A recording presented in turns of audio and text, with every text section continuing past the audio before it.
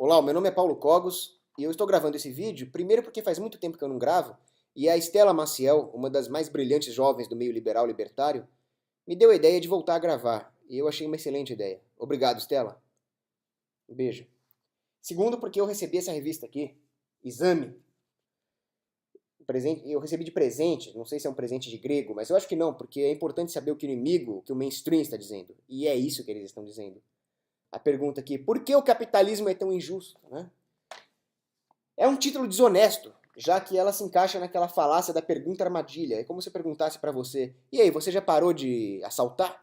Se você responder sim, se você responder não, qualquer resposta que você der, você está partindo da premissa de que você assaltava antes. Qualquer resposta que você dê a isso, você está assumindo a premissa de que o capitalismo é injusto e não é. Então a revista já começa de má fé no próprio título. O objetivo desse vídeo é refutar essa reportagem, para que vocês nem precisem comprar essa revista e dar dinheiro para essas pessoas inescrupulosas. Vocês verão que o capitalismo é uma grande bênção para a humanidade.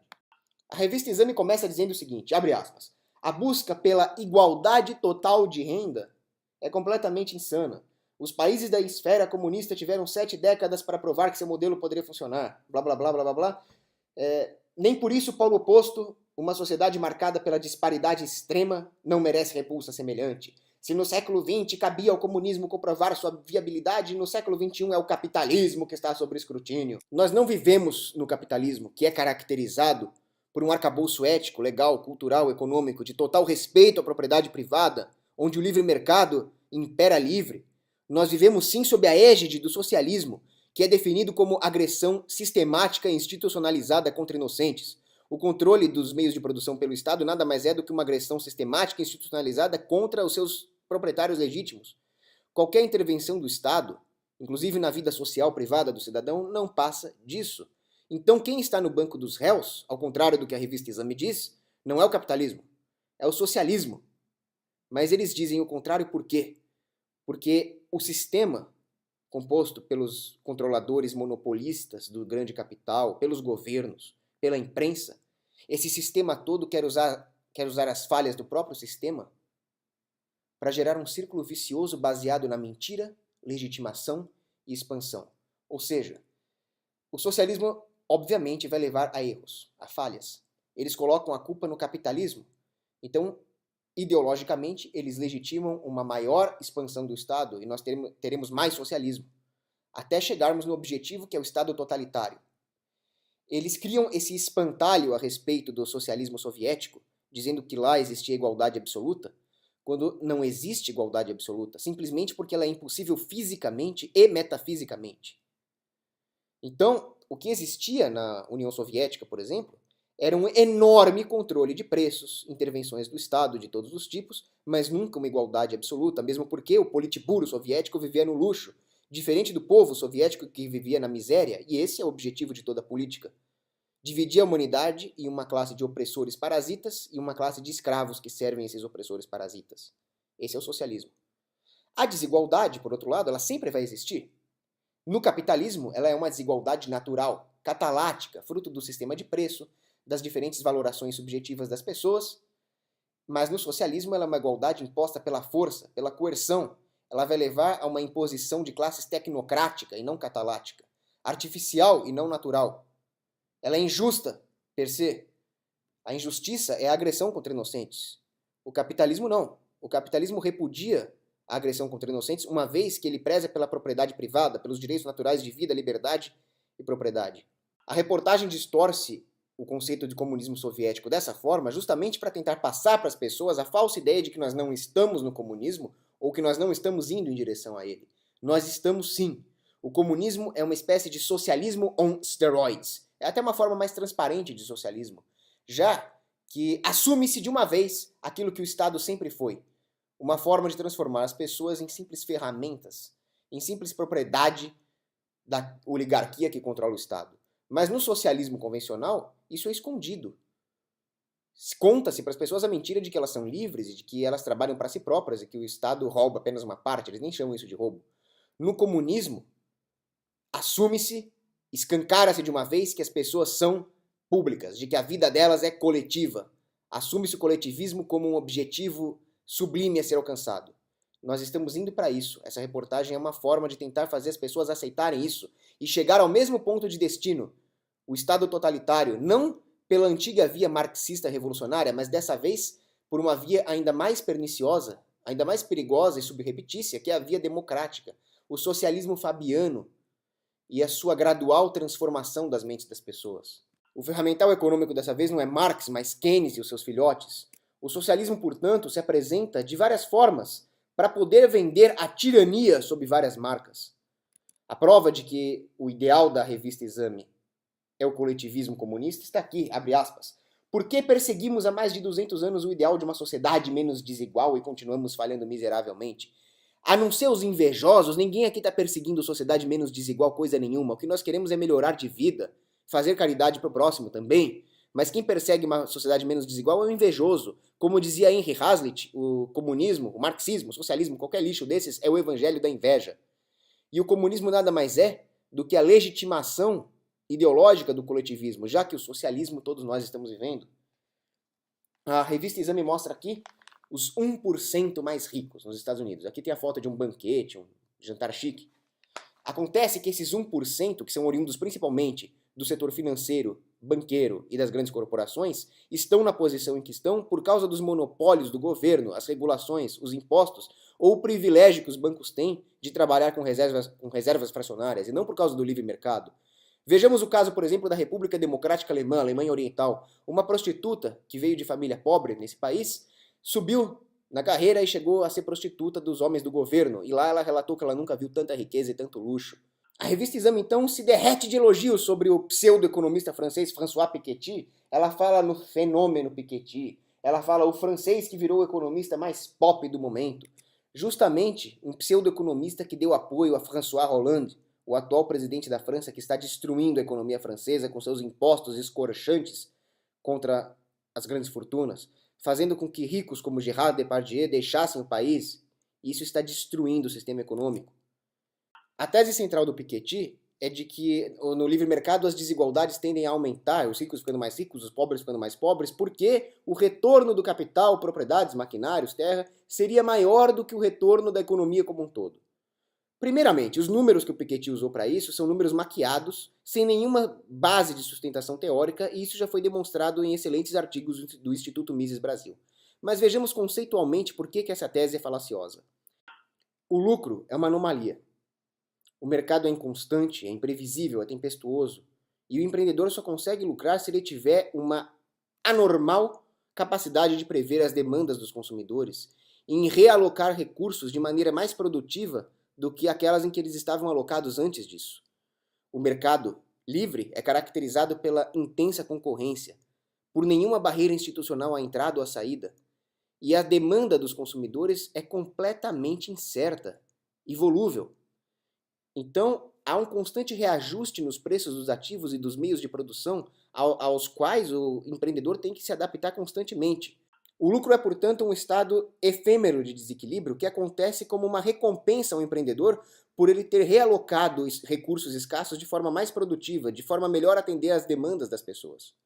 Um outro fator é a lei de Sé, que diz que você só pode ter a capacidade de demandar, de consumir, se você produzir algo antes, algo que as pessoas demandem e que você possa oferecer em troca.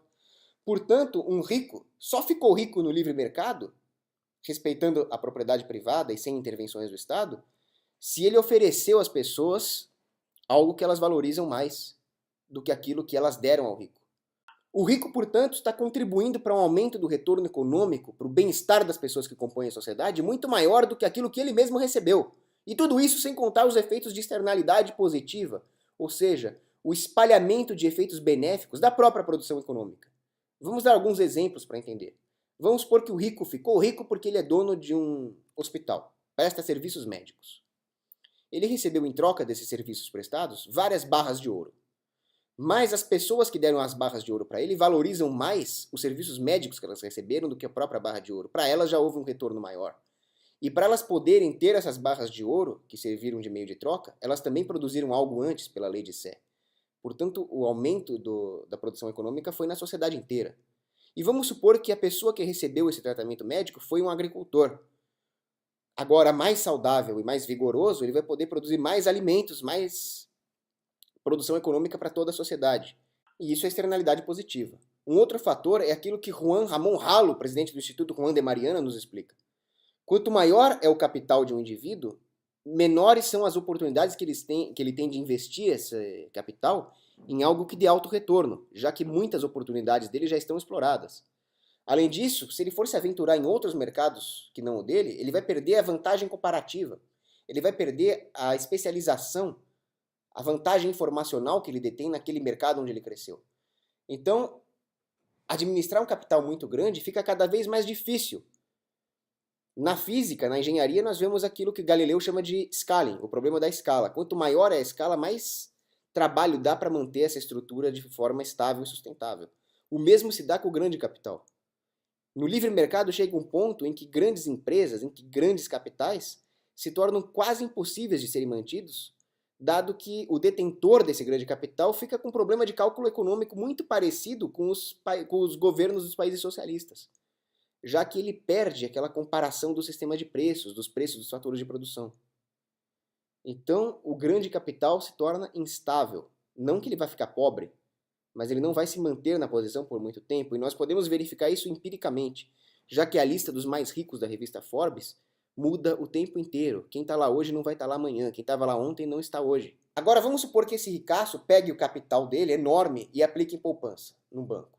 Esse capital se torna disponível a todos os indivíduos que querem tomar um empréstimo e começar um negócio, por exemplo, entrando no mercado e virando concorrentes daqueles que já estão estabelecidos.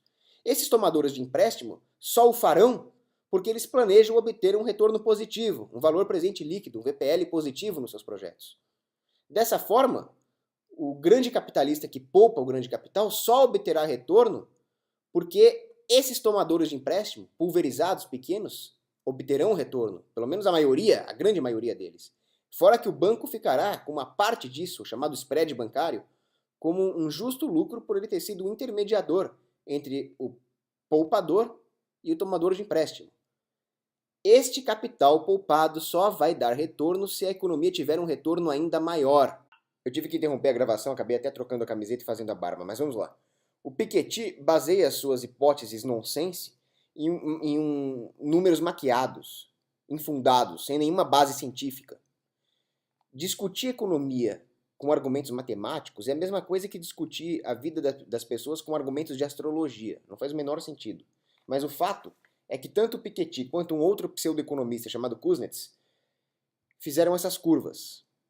Em ambas, no eixo X, nós temos o tempo decorrido, e no eixo Y, o grau de concentração de renda. Para o Kuznets, nos estágios iniciais de desenvolvimento de uma civilização, a desigualdade de renda tendia a subir, depois ela caía.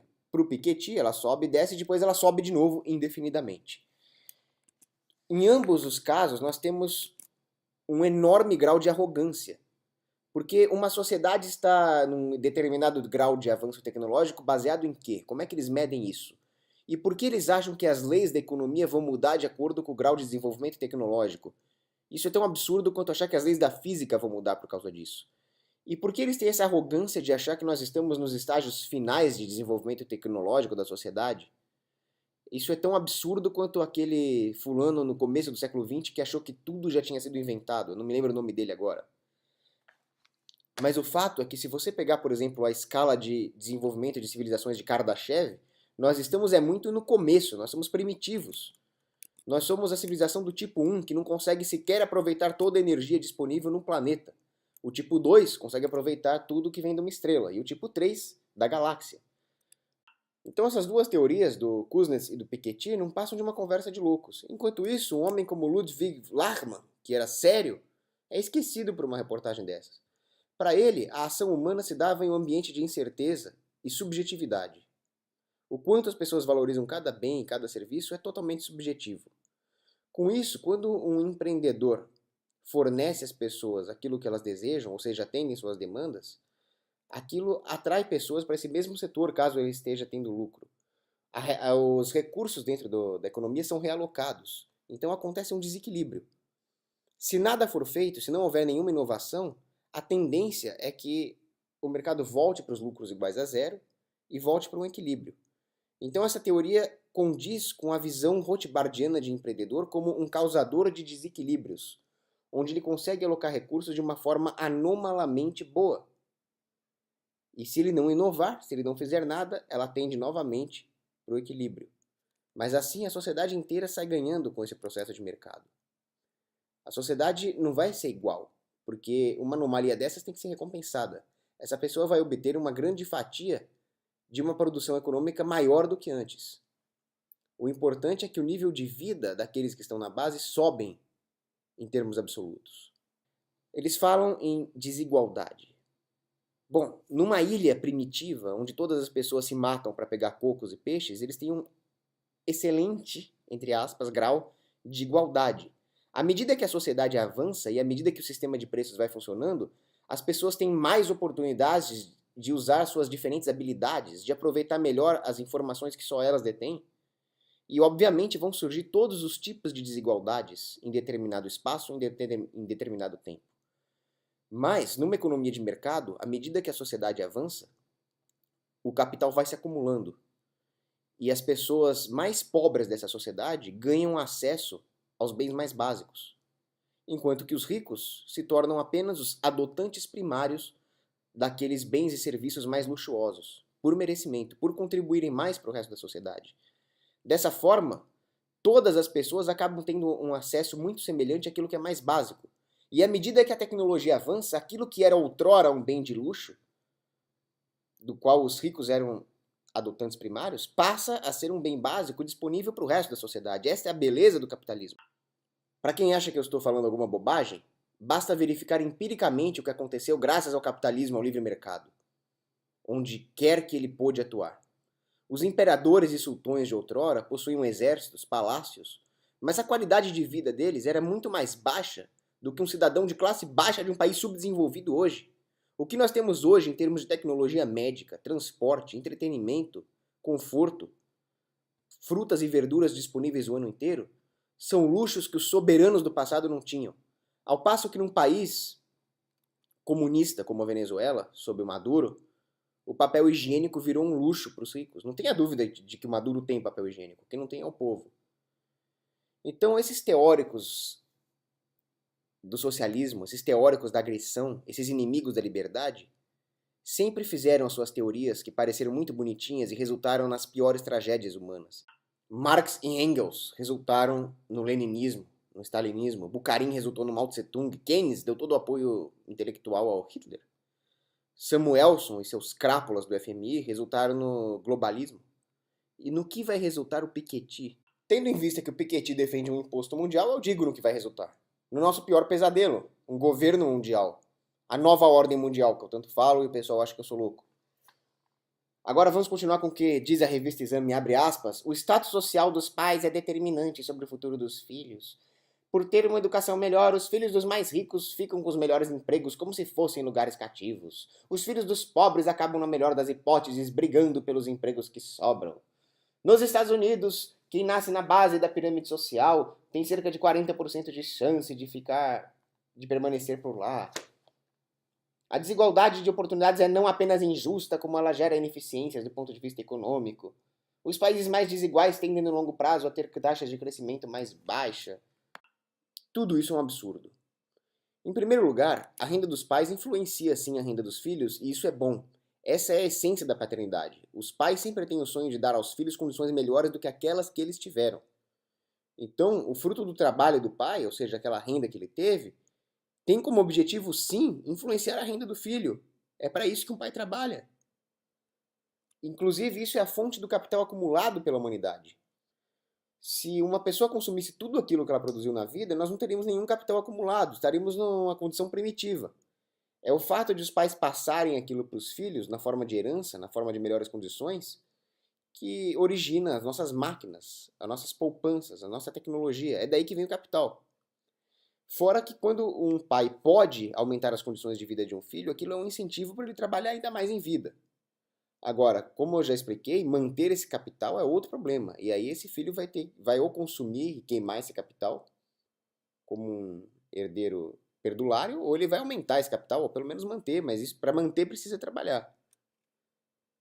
Qual o problema de alguém ter uma vida fácil, desde que ele não roube os outros? Seja lá o que for que o herdeiro faça com esse dinheiro, gaste, poupe, tudo isso vai ter um efeito benéfico para os membros da sociedade. Quanto à igualdade de oportunidades, ela não existe e nunca vai existir. Oportunidade é definida como algo que surge inesperadamente e varia com o meio ambiente, com a genética, com as condições. São coisas totalmente estocásticas sobre as quais não se tem controle. Ainda bem que não existe igualdade de oportunidade. Aqui a revista ela dá o exemplo de o filho de uma advogada que vai ter mais chance de virar advogado. Bom, imagina o filho de um atirador de elite, o filho de um sniper. Esse moleque, ele vai ter um instrutor de tiro 24 horas por dia do lado dele que vai ensinar técnicas de sniper para ele desde que ele é pequenininho, vai ensiná-lo a atirar com todo tipo de armas, de fuzis. Obviamente, inclusive pela herança genética, ele vai ter muito mais chance de se tornar um grande atirador de elite, um sniper, do que alguém que não é filho de um sniper. Um índio que vive na selva vai ter muito mais condições e oportunidades de se tornar um grande caçador do que alguém que mora na cidade e fica comendo chocolate frente ao sofá. O filho de um matemático vai ter muito mais oportunidade de ser um matemático do que alguém que não tem um matemático do lado 24 horas por dia. Alguém que queira criar um mundo com igualdade de oportunidades vai chegar naquela horrível distopia de Aldous Huxley, Admirável Mundo Novo, onde os bebês eram todos criados pelo Estado dentro de compartimentos criogênicos e uma injeção de oxigênio determinava o QI da criança e a que classe ela ia pertencer. Ou seja, aí nós temos um exemplo de sociedade estamental, onde as classes são definidas e imutáveis. Outros exemplos de sociedades estamentais são a sociedade de castas indiana, ou aqueles estados do ancien regime na França, o primeiro estado, que era o clero, o segundo estado, que eram os políticos, e o terceiro estado, que era o povão. Ou seja, uma sociedade estamental na qual não existe mobilidade entre as classes só pode acontecer via regulação, já que é justamente a diversidade de habilidades, de conhecimento, de oportunidades dos seres humanos que possibilita essa mobilidade. Verificação empírica histórica desse fato é que quando aconteceu a Revolução Industrial e os industriais começaram a produzir uma infinidade de bens e serviços, o povão começou a enriquecer, porque esses capitalistas só podiam ficar ricos se eles aumentassem o nível de vida do povo, gerando empregos, por exemplo. Então, o povão na Inglaterra começou a se aprimorar materialmente e culturalmente, com roupas, com acesso à cultura, e aí os aristocratas começaram a reclamar, escuta, esse povo aí está enriquecendo tanto, materialmente e culturalmente, que eles estão ficando indistinguíveis da aristocracia. É justamente quando o livre mercado impera que existe uma enorme mobilidade de classes. A sociedade estamental só se dá por coerção. É, portanto, da natureza das oportunidades que elas sejam imprevisíveis, impossíveis de regular. E que o próprio fato de parecer que alguém não tem oportunidade seja ali uma oportunidade de gerar oportunidade. E é aí que entra, por exemplo, os filantropos, a caridade da igreja, ou o próprio esforço individual. É aí que entra, por exemplo, a presença da família, que incentiva alguém a subir de vida. As oportunidades são individuais. Elas aparecem de forma individual para os indivíduos. Elas nunca poderiam ser controladas pelo Estado. O que significa que tentar forçar a igualdade de oportunidade através de políticas públicas é um paradoxo. Ela significa a matança de oportunidades por duas vias, queimando o capital que seria usado pelos empreendedores para gerar oportunidades de gerar oportunidade, ou fazer com que todo mundo fique nivelado por baixo, de forma pasteurizada, matando a diversidade que é o princípio ativo onde surgem as oportunidades. Os burocratas, os políticos, não conseguem gerar riqueza. Quando ele fala que nos Estados Unidos as pessoas que nascem na base da pirâmide não têm muita condição de subir, é justamente porque os Estados Unidos é um país socialista. Eles são extremamente regulados, eles têm toneladas de regulações, de impostos.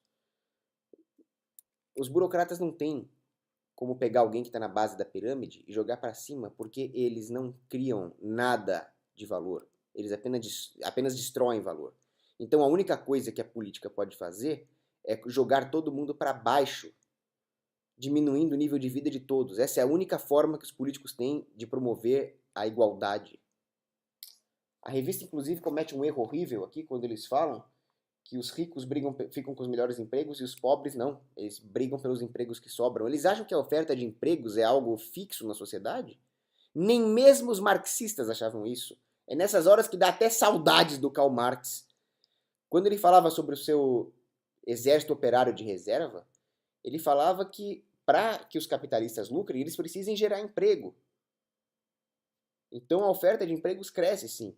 Só que aí o Karl Marx cometia os sofismas dele, dizendo que interessava para a burguesia que a população crescesse ainda mais para que ficasse um exército de mão de obra de reserva, que fizesse com que o preço da mão de obra ficasse cada vez mais barato. O Karl Marx dizia, inclusive, que esse exército de mão de obra de reserva crescia e diminuía de tamanho de acordo com os ciclos das indústrias. É preciso, portanto, ser um sofista muito desonesto, muito safado mesmo, para falar uma coisa dessa, que os empregos são fixos na sociedade. Para se chegar a um estado totalitário, eles inventam todo tipo de desculpa esfarrapada para acusar o capitalismo das piores injustiças. Né? Tanto os pacifistas quanto os leninistas acusavam o capitalismo de viver à custa da guerra. Já os neoconservadores falam que só pode existir investimentos militares se o Estado intervier. Os ripongos antimaterialistas falam que o capitalismo produz demais e torna a sociedade muito materialista e consumista. Já o Keynes falava que o capitalismo gera uma armadilha da liquidez onde ninguém mais consome. Os ambientalistas falam que o capitalismo produz demais e acaba destruindo o meio ambiente. Já os desenvolvimentistas falam que produz de menos e precisa ter uma política de campeões nacionais. Os marxistas querem que os meios de produção se tornem propriedade coletiva do proletariado. Já os sindicalistas ludistas querem destruir os meios de produção. Quando que alguém vai se tocar de que o que é preciso fazer é respeitar a vida, a liberdade e a propriedade? Acabou. Aí a revista Exame me faz uma coisa dessa aqui, ó. Eles colocam uma advogada com seu filho e a empregada dela com seu filho também. E fala, o filho da advogada, da patroa, tem muito mais chance de virar um advogado do que o filho da empregada. Aí eles colocam umas estatísticas aqui que eu não sei de onde eles tiram os números. Realmente, a filha da advogada tem muito mais chance de virar advogada também do que o filho da empregada doméstica. Mas por que isso acontece?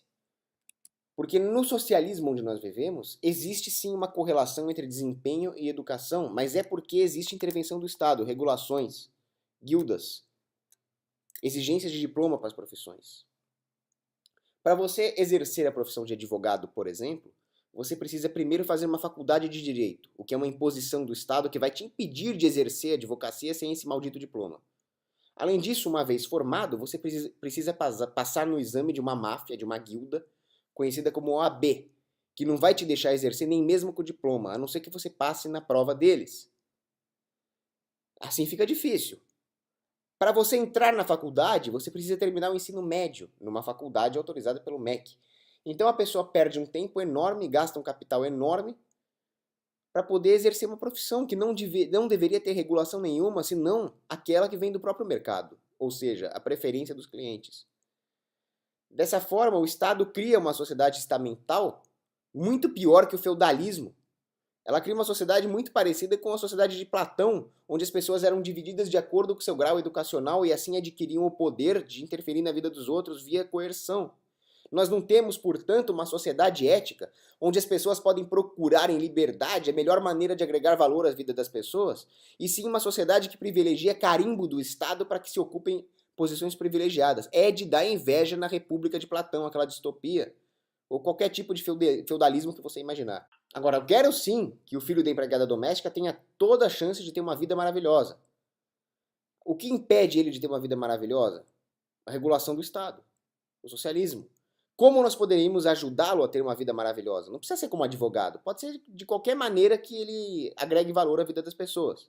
Porque no final tudo é um comércio. O advogado é um comerciante de serviços legais, o médico é um comerciante de serviços de saúde. A profissão de comerciante é muito malquista nessa sociedade politicamente correta, mas é tudo comércio. O que impede que esse menino aí, filho da empregada doméstica, prospere é, primeiro, impostos, que vai comer a renda da pobre coitada da mãe dele. Leis trabalhistas, que reduz o salário da mãe dele, como por exemplo essa maldita PEC das domésticas. O baixo acúmulo de capital na sociedade, que faz com que uma boa educação seja um bem de luxo, quando ela poderia ser algo como um celular, que qualquer pobre tem. Se houvesse acúmulo de capital e se não houvesse regulação.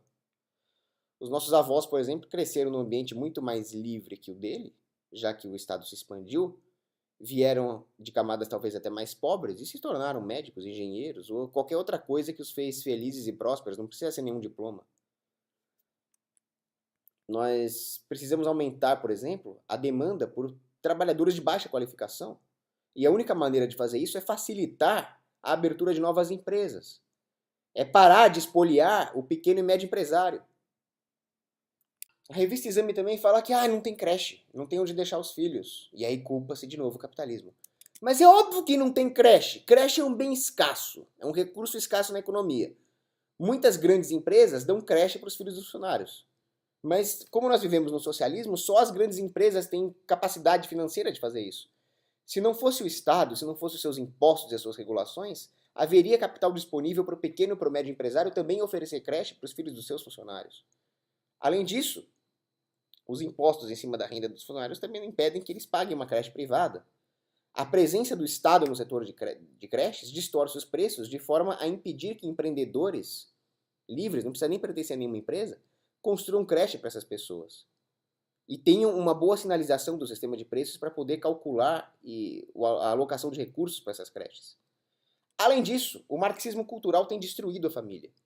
Ou seja, as mulheres estão dando menos valor, menos importância para o papel de cuidar dos filhos. E esse papel é muito mais nobre do que qualquer outro que o ser humano possa ter, o papel da mulher de cuidar dos filhos. Mas a família está sendo destruída também. Ela poderia deixar os filhos, por exemplo, com os avós. Mas cadê os avós? A família está totalmente dissolvida. Ou poderia deixar, como os americanos fazem, com uma babysitter. Mas aí tem o salário mínimo, tem o ECA, que impede o menor de trabalhar. Se não tivesse nada disso, estaria cheio de babysitter cuidando das crianças. As mães poderiam trabalhar. Teria as avós também. Teria os empresários fazendo creche, e etc. Então não culpem o capitalismo, tá? A revista Exame também cultua dois entusiastas do socialismo aqui. Naércio Menezes Filho, coordenador do Centro de Políticas Públicas do INSPER. E o outro é o James Heckman. Bom, o que diz cada um? O Naércio é um fetichista da educação pública. Para ele tudo se resolve com educação pública. Nossa, acabou a pilha do meu relógio, educação pública, sabe? A educação pública tem uma única função, conforme explicava Maurício Trachtenberg, que é doutrinar as pessoas a idolatrar o Estado. Ela é o contrário do conceito de educação. Toda vez que o Estado se mete em algum setor, ele acaba com esse setor, ele encarece e diminui a qualidade. É por isso que os Estados Unidos passaram do tempo em que a educação era livre para o tempo hoje em que ela é totalmente regulada. Eles passaram do ginásio ensinando latim para as faculdades ensinando inglês remedial. Essa é a intervenção do Estado no setor de educação. Ou como dizia o libertário Hodgkins, é melhor você não ser educado de nenhuma maneira formal do que ser educado pelos seus governantes. Nós podemos ver, por exemplo, o caso de Cuba, que todo mundo recebe educação pública do Estado e eles não têm onde trabalhar. O mesmo vale para a Espanha, onde as políticas keynesianas destroçaram com a economia e você tem engenheiros servindo batata frita. Diferente do Japão, que também tem políticas keynesianas, mas não chegam aos pés da Espanha. Pelo contrário, eles vivem até uma deflação ali. Viveram, né? E ali nós temos técnicos sem curso superior ganhando muito mais do que engenheiro na Inglaterra ou nos Estados Unidos. Então, o Naércio é economista, mas ele não entende que o importante é que haja acúmulo de capital, oferta de bens e serviços e, portanto, de emprego e, portanto, demanda de mão de obra. O importante é que a pessoa tenha uma boa vida e não que ela receba um carimbo da escolinha de doutrinação estatal. Aí, um outro fulano aqui é o Heckman, que fala que o importante é ter políticas públicas para investir nos 3 primeiros anos. Não sei de onde ele tirou 3. Bom, primeiro, a família está sendo destruída. O importante para a criança nessa fase é que ela tenha uma família estruturada, coisa que o socialismo e o Estado estão destruindo, já que o Estado é o inimigo natural da família, porque ela é um foco de resistência contra o Estado, agora falando em termos sociológicos. Ele propõe, portanto, uma coisa demoníaca, que agentes do Estado visitem a família. Eles querem o Estado interferindo em como que os pais criam os filhos. Agora já não é mais simplesmente roubar o dinheiro do empresário. Agora vocês já estão querendo destruir o único foco de resistência que sobrou, junto com a igreja, é claro, contra a expansão do Estado. Nem mesmo Stalin fazia isso, tá? Durante o primeiro plano quinquenal stalinista, como as creches do Estado eram uma porcaria e estavam sempre superlotadas lá na União Soviética, ele enfatizou a importância da família nos primeiros cuidados. Pessoal, nós estamos lidando com gente que está propondo coisa pior do que tinha na União Soviética. Comecem a se assustar. E homens como Arquimedes, Gauss, Fibonacci, Bach, Beethoven, David Hume, brilhantes, nenhum deles tinha nenhuma politicazinha de Estado quando eles tinham 3 anos. Não se iludam, o Estado não quer cidadãos inteligentes. Não é isso que ele vai querer formar. Ele quer pessoas suficientemente doutrinadas e imbecilizadas para engolir uma barbaridade dessas aqui. Uma reportagem dessas. O capitalismo, ele não só é justo, ético, sublime, divino, como ele também é a esperança para a sobrevivência da raça humana, como espécie mesmo. Pensem nisso, um abraço.